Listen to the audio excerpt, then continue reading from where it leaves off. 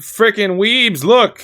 Genshin Impact has arrived! Yes, Genshin Impact is on the horizon, and recently got a new Chinese open beta that I was able to play and stream at my Twitch channel, and if you choose to, you'll also be able to play it after you watch this video. Now, I only recently heard of this game, I haven't played the past closed betas, but still, I want to give some of my early game impressions so far, as well as tips and expectations for the game before the launch of the official global release on PS4, PC, and phones, aka not the Switch, on the 28th of September. But let's start off with impressions. Wow, this game is gonna be a hit. From the visuals, to the combat interactions, to the waifus, thick, to the dialogue with an insane amount of voice work, this game is like a weeb's dream come true for an anime game, and it's free. It's essentially Breath of the Wild in terms of open world mechanics, but fused with the combat system of Genshin Impact, the developer's previous game, and with a generic anime game storyline slapped on top. The combat is simple, you can traverse literally everywhere thanks to the climbing and gliding mechanics, you can swim and get wet, and there's even challenge dungeons where you even get to play with certain characters for free. If you're wondering about the map size, well, here it is, it's freaking huge. And so far I have only around 30% of it unlocked and haven't even explored all of that 30% yet. There was some high level boss over here that whipped my ass that I had to come back to later. There's this little island where you can capture Latios and Latias at, so a super big map and lots to explore. So far, it's been a very enjoyable experience as a person who generally doesn't care for anime games. Although I think I'm becoming more weeb by the day. Your side hoe, Paimon, is probably the most adorable thing ever. This character with the voice actor could have easily been a HoloLive English member. Step aside, chicken and squid. Lollies for the win. But seriously, this game actually has decent English voice work, and I'm really impressed by it. But that said, go Japanese dub, cause still way better. While I did say the combat was simple, it can get complex thanks to the debuff system, where you can trigger effects by combining certain elements, which requires you switching between your 4 characters to apply different debuffs. The exploration aspect is also very fun and addictive, constantly distracting me from my quests because I see a chest in the distance and I definitely want to get that chest open. So almost all positive remarks from me after playing around 8 hours of the game. The only negative so far is the gacha system. Yes, the gacha system is as bad as feared, as far as pull rates. If you're hoping this to be like Epic 7 where you can save stuff over time and essentially guarantee every new normal 5-star, well, forget it. 5-star in this game have a 0.6% chance rate, and majority of the gacha pool is actually weapons. That's right, weapons and heroes, both in one banner. Now, granted, I understand the reasoning for this, the amount of quality they put into the game, and for that matter, each character is very high.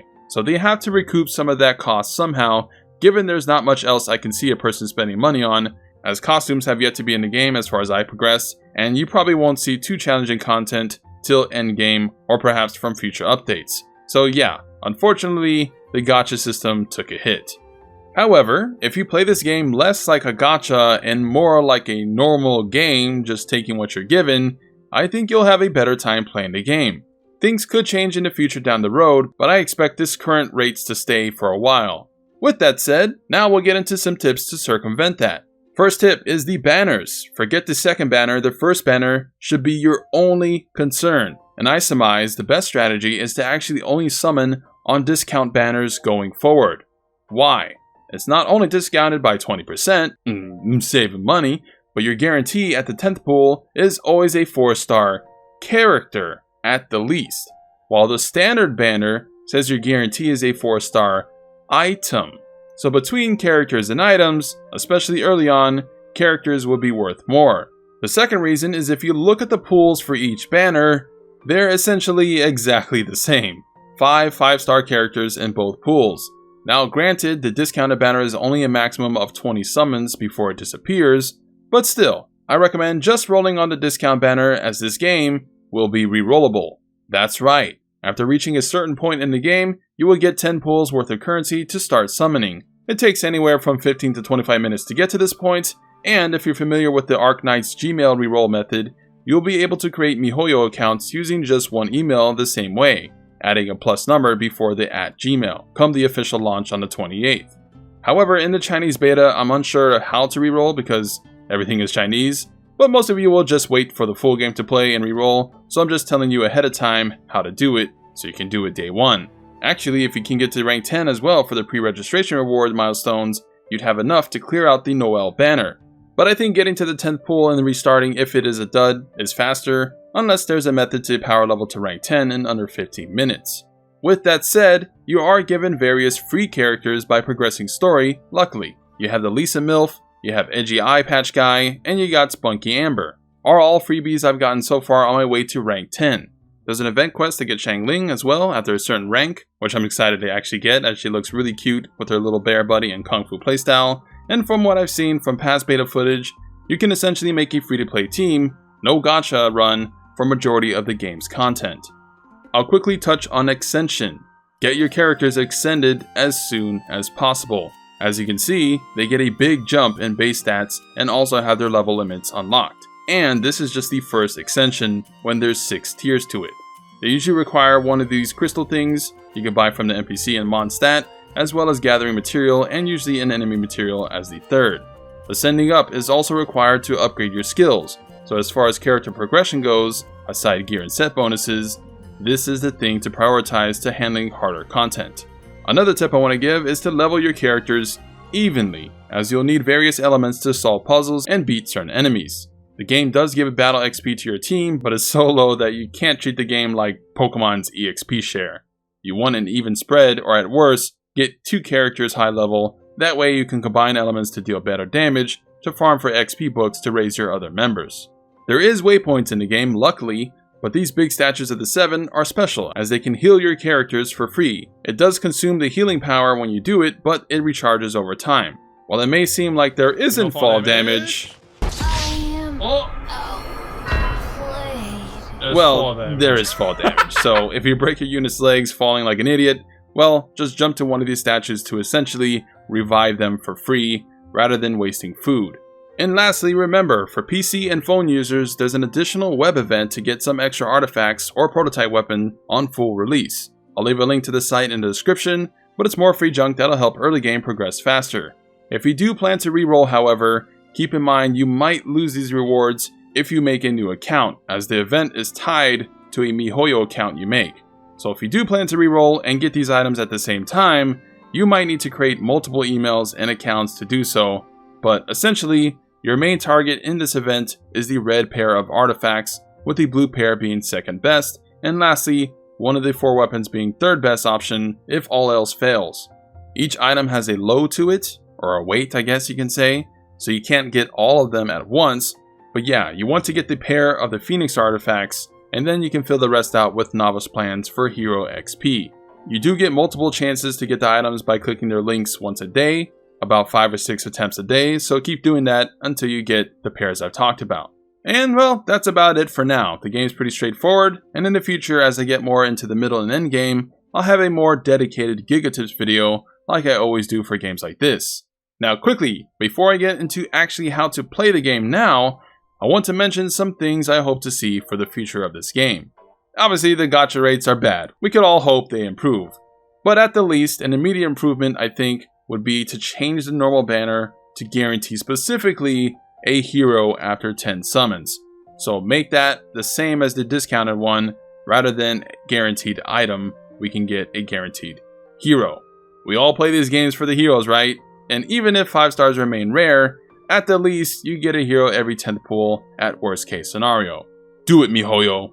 Secondly, I wish they implemented the Genshin Impact perfect dodge mechanic. In that game, a perfect evade just before an enemy's attack was like a riposte, or you gain increased damage, or something along the lines of that. I really enjoyed that aspect when I tried Honka out for a little bit, and I think this game could use that extra layer of complexity instead of just run around and spam attacks. I also want costumes. Give costumes now! Each character is so refinedly crafted that each of them deserves costumes down the road. Genshin Impact went with separate character costumes where the costume was essentially a totally different unit, but I think a traditional, your character can now wear this outfit approach would be better. Although I guess the idea of certain characters changing design and element is cool too. But anyways, I digress. Now it's time to play the game. But how, Project? Well, first off, warning. Warning. I don't know if there's any risk if you do plan to do this.